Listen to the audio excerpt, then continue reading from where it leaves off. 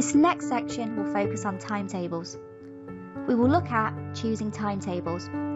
Instead of a formal planned timetable, you could offer your child a selection of activities for the day and ask them to pick a task they'd like to complete first. Remind them that all of the tasks for the day will need completing.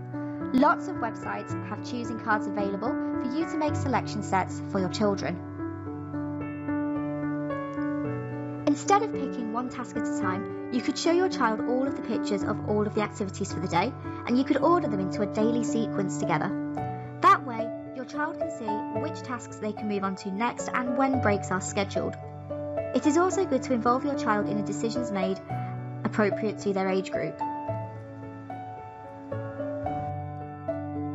For children whose schools or education settings have prescribed learning, a formal timetable might help you structure their day. Children thrive on routine and structure. If you are trying to work from home and home educate children, scheduling for the day, even if it's just timetabling, snack and learning time, will provide a structure for the day and help you feel less like you're spinning plates. Timetabling, or just creating a loose schedule for the day, will help you manage your own time as well, so that you can feel in control of what's happening, what everybody is supposed to be doing, and ensures there's no time wasted, and there is also time to relax and have fun, and it's also built into their day. Learning time. When your child is at school, all of those hours in the classroom aren't spent completing independent work. Your child interacts with the teacher, listens, watches videos, speaks in a group or with a friend. There is no need to try and fill 6 hours of a timetable within formal learning. 1 to 2 hours a day of formal learning activities is plenty, interspersed with snack time, playtime and having fun together. Some children will require more formal learning time in a day than others. It depends upon their age, whether school has set work and whether you can realistically cope with that in the day. Timetabling, multi-age groups. This is where creating a schedule or timetable for yourself is crucial. What do you do if you're trying to homeschool a 4-year-old, a 10-year-old and a 13-year-old, for instance? The learning needs and requirements are vastly different between these age groups. How do you ensure that you aren't pulled in 3 different directions at once?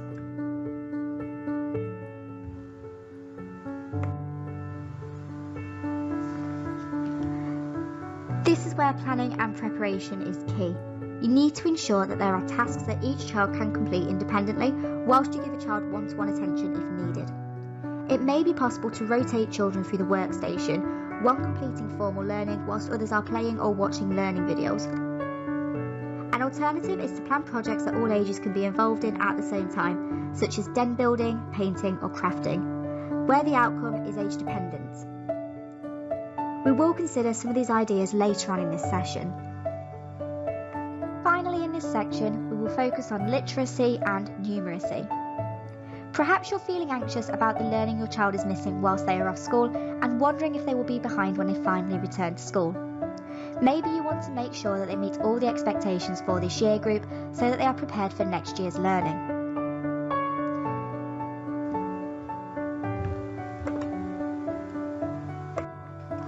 The first website noted is where you can find a curriculum for your child year group through the following websites.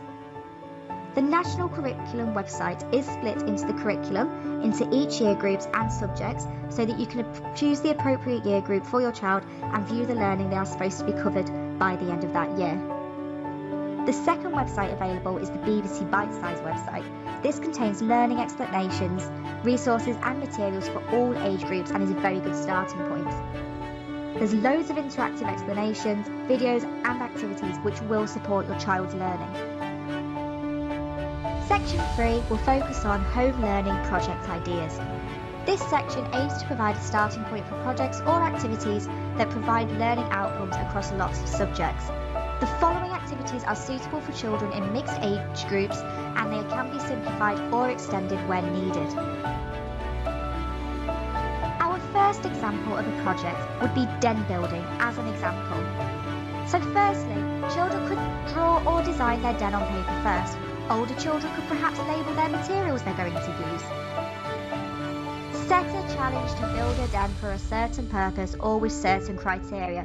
For example, it must have a window, or perhaps you could build a den for a dinosaur. If mass construction is not your thing, children could build a den for a small toy using Lego, building blocks, or perhaps modelling clay. Building a den can be done in lots of different ways. It can be done inside or outside, using furniture or natural materials from the garden. Another project idea could be baking or cooking. Baking or cooking from a recipe or experimenting with ingredients can be done by any age group, obviously using age-appropriate equipment. Baking and cooking incorporates opportunities for mass activities such as weighing and measuring and converting units of measurement.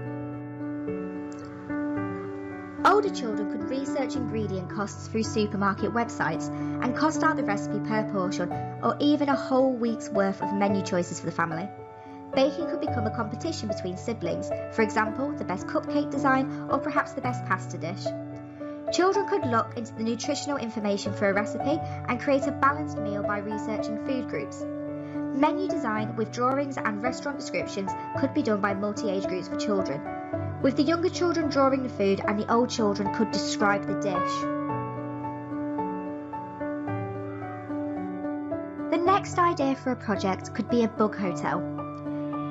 You could create a multi-storey hotel that's full of all sorts of natural materials, providing homes for lots of creatures. Safe hideaways can be hard for wildlife to find in your garden, so what better use of all your garden waste and odds and ends? The website shown on the hyperlink at the bottom of this screen is the RSPB's website. The link is full of step-by-step instructions for building bug hotels. Build your bug hotel well, and it could be a shelter from anything from hedgehogs to toads, solitary bees or bumblebees, and ladybirds to woodlice. This is a great cooperative activity. Children of all different ages can contribute, and this activity gets children outside in the garden and can help us use our garden waste. Again, a link for this website will be provided in the resources. Sticking with the theme of outdoor activities, perhaps gardening can be an activity, with planting, weeding, landscaping and general garden maintenance. Sports, racket sports, running races, skipping, egg and spoon races, ball skills, etc. Art, set up an art station, paints, collage materials, gluing and sticking, painting with water on buildings and fences, using chalks to draw on driveways or walls, still life drawing of flowers or perhaps insects or birds. Bug catching, catch, identify and release. Older children could classify or sort what they find, create tally charts to see the frequency of all of the creatures that they find. Other outdoor activities could be as follow.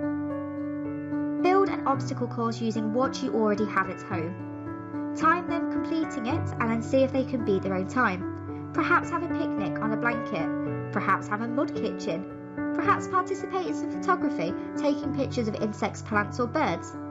You could perhaps have some messy play using water, sand or slime. Construction, building activities, creating racetracks for cars. There's always traditional games such as marbles, skittles, hopscotch or skipping games. Finally, perhaps you could do a treasure hunt, following written clues or finding hidden objects. Board games. Board games encourage lots of social skill development, such as obeying the rules, taking turns, accepting defeat, and good communication if it is in a team. Some board games offer educational value, such as Buggle, Scrabble for word creation, and Monopoly for managing money and calculations. Card games are also a great source of learning, such as Pairs, Snap, Uno or Top Trumps. Memory games, such as Kim's Game. So Kim's Game is identifying missing objects from a selection shown. Searching games, hunting an object that you've hidden only using hot and cold as instructions, require a minimal resource so that everybody can join in. Art activities. The ideas for this section are almost endless, but here's a few ideas that you perhaps haven't thought of. Firstly, stone or pebble painting to create books or beautiful garden decorations. Secondly, potato prints. Use potatoes or other veg to create a printing shape to print designs on either paper or fabric.